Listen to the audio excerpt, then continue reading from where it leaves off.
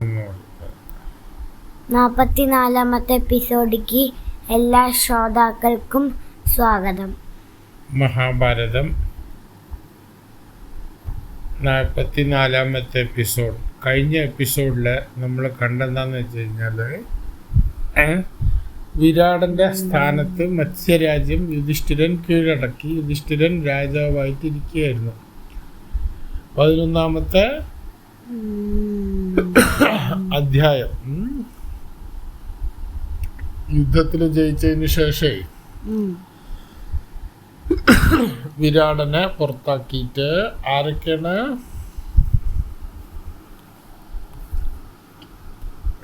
യുധിഷ്ഠിരൻ രാജാവായി. അപ്പോൾ നേരത്തെ സംസാരിച്ച പോലെ ആരാണ് അഭിമന്യും ഉത്തരയും തമ്മിലുള്ള വിവാഹം തീരുമാനിച്ചു. അഭിമന്യു ആരാണ്? അർജുനന്റെ മകൻ. അഭിമന്യു അർജുനന്റെ മകനാണ്. അഭിമന്യുവിന്റെ അമ്മ ആരാണ്? സുഭദ്ര. സുഭദ്ര ആരാന്നറിയോ? ശ്രീകൃഷ്ണന്റെ അനുജത്തി.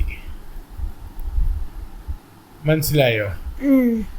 അപ്പൊ അർജുനന്റെ ശരിക്കും പറഞ്ഞാൽ നമ്മുടെ ഭാഷയിൽ പറയുകയാണെങ്കിൽ അളിയനാണ് കൃഷ്ണൻ.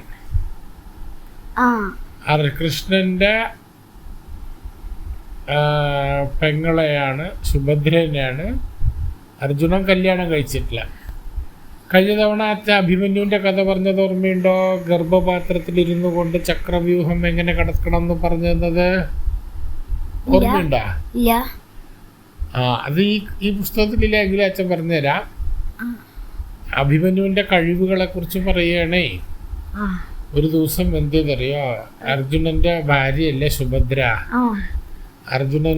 സുഭദ്ര അഭിമന്യുവിന്റെ വയറ്റില് ഗർഭമായിട്ടിരിക്കുന്ന സമയത്ത് അർജുനൻ സുഭദ്രയോട് ഇങ്ങനെ സംസാരിക്കുമ്പോ ചക്രവ്യൂഹത്തിന്റെ ഉള്ളിൽ എങ്ങനെ കടക്കണം എന്നുള്ളത് ഭയങ്കര ബുദ്ധിപൂർവമുള്ള രാജതന്ത്രമാണ്, യുദ്ധത്തിന്റെ തന്ത്രമാണ്.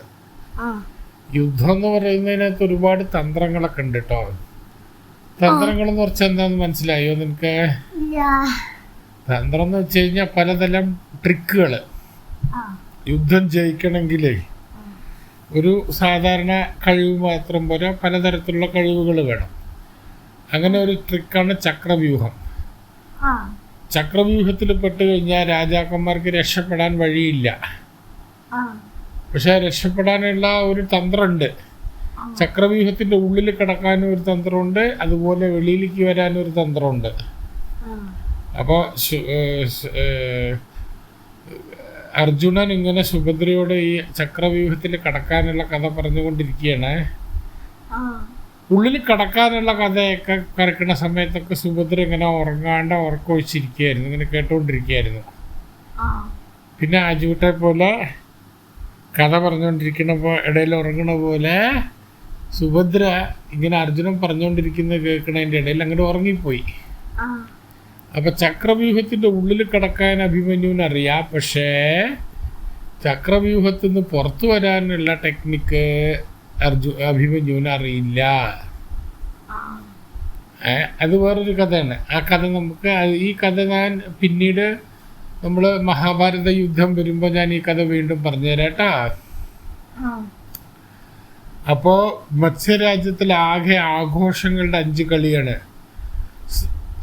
ശ്രീകൃഷ്ണൻ വരുമ്പോൾ 10,000 ആനകളും 10,000 തേരുകളും അത്ര തന്നെ കുതിരകളും പടയുമൊക്കെ ആയിട്ട് സമ്മാനമായിട്ടാണ് പാണ്ഡവന്മാരെ കാണാൻ വരുന്നത്. കാരണം എന്താ? മത്സ്യരാജ്യത്തിലെ രാജാവായില്ലേ ഇപ്പോൾ അവര്.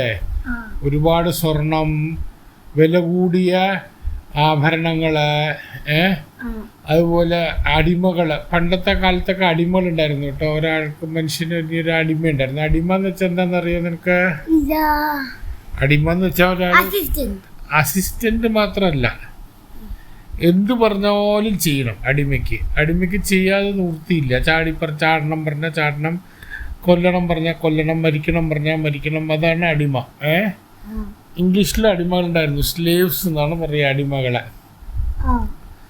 അപ്പോൾ അന്നത്തെ കാലത്ത് ഈ അടിമകളൊക്കെ ഉണ്ടായിരുന്നില്ല. അടിമകളെയൊക്കെ കൊണ്ടുവന്നു. ഇങ്ങനെ കുറേ അടിമകള് അടിമകളൊക്കെ വിൽക്കുക വാങ്ങുക അങ്ങനത്തെ കാലഘട്ടമായിരുന്നു കേട്ടോ. അതുപോലെ ഭയങ്കര വില കൂടിയ സാധനങ്ങൾ, ഇന്നത്തെ പോലെ ആനക്കൊമ്പ്, അതുപോലെ ശംഖിനൊക്കെ ഭയങ്കര വിലയാണ്. ശംഖുകൾ, മറ്റേ മുത്ത്, ഇതൊക്കെ. അതുപോലെ എന്താ പറയുക, ഭക്ഷണത്തിന് പ്രത്യേകതരം ഇറച്ചികൾ,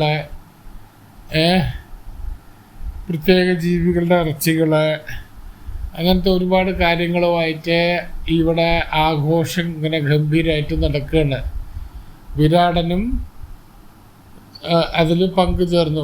വിരാടൻ എന്ത് ചെയ്ത്, വിരാടൻ്റെ മകളായ ഉത്തരനെ അഭിമന്യുവിന് വിവാഹം കഴിച്ചു കൊടുത്തിട്ട് അങ്ങനെ ഒരു ബന്ധം ഉറപ്പിച്ചു. അങ്ങനെ വേദങ്ങളും മന്ത്രങ്ങളൊക്കെ ആയിട്ട് ഇവിടെ വിരാട രാജ്യത്തിൽ ഭയങ്കര ആഘോഷങ്ങൾ നടന്നുകൊണ്ടിരിക്കുകയാണ് കേട്ടോ. രാജ്യസഭയിൽ ഭയങ്കര ആഘോഷവും എന്താ പറയുക, ജ്വല്ലറികളും എല്ലാം ഉണ്ടായിരുന്നു കേട്ടോ. ഒരുപാട് കേൾക്കുന്നുണ്ടോ കൂട്ടാ?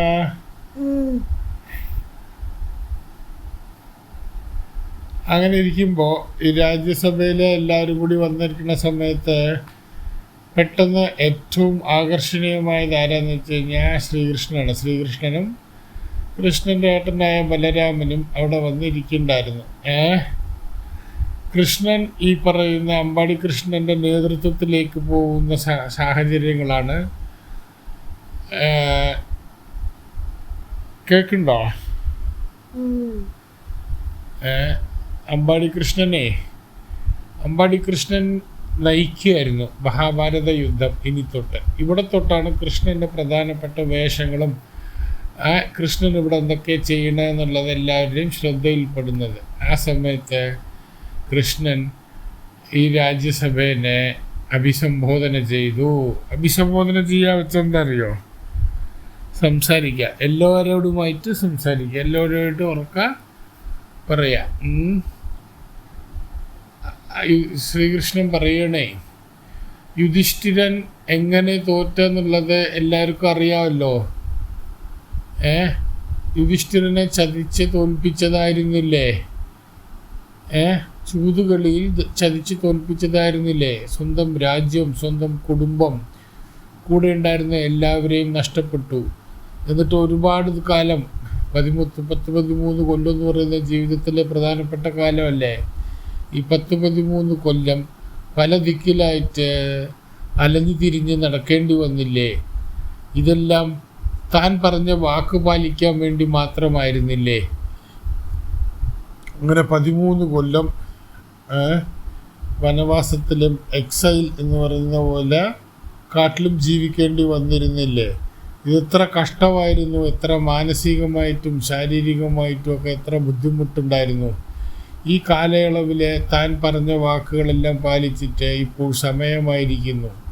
തൻ്റെ രാജ്യവും തൻ്റെ സ്വത്തും തൻ്റെ വീടും തൻ്റെ എല്ലാ രാജകീയ പ്രൗഢിയും തിരിച്ചു കിട്ടാനുള്ള സമയമായിരിക്കുന്നു. ഇതെല്ലാം തിരിച്ചു കൊടുക്കേണ്ട സമയമായില്ലേ എന്ന് ശ്രീകൃഷ്ണൻ ആദ്യമായിട്ട് ചോദ്യം ഉന്നയിക്കുകയാണ്.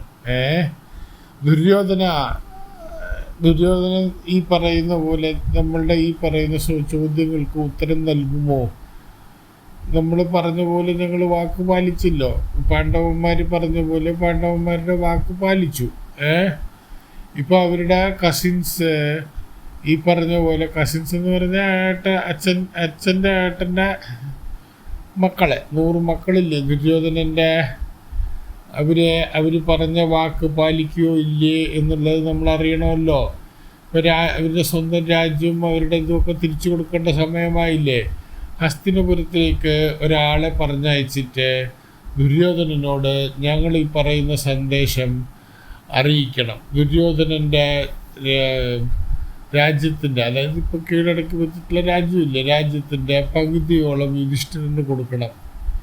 അതിനെക്കാട്ടിൽ കൂടുതലല്ല പറയുന്ന, പകുതിയോളം യുധിഷ്ഠിരന് അവകാശപ്പെട്ടതാണ്. ഇത് യുധിഷ്ഠിരന് കൊടുക്കേണ്ടതാണ് എന്ന് ശ്രീകൃഷ്ണൻ രാജ്യസഭയിൽ ഉറക്കെ പറയുന്നതാണ്. അഭിസംബോധന ചെയ്യുമ്പോൾ പറയുന്നതാണ്. അജൂട്ടാ ഉറങ്ങിയാ?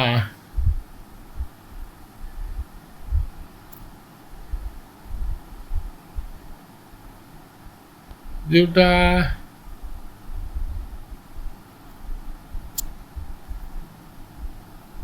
ജൂട്ടാ ഇറങ്ങിയാ? ഇതുവരെ കേട്ടുകൊണ്ടിരുന്ന എല്ലാ ശ്രോതാക്കൾക്കും നന്ദി. ഇനി അടുത്ത എപ്പിസോഡിൽ നമുക്ക് ബാക്കി കേൾക്കാവുന്നതാണ്.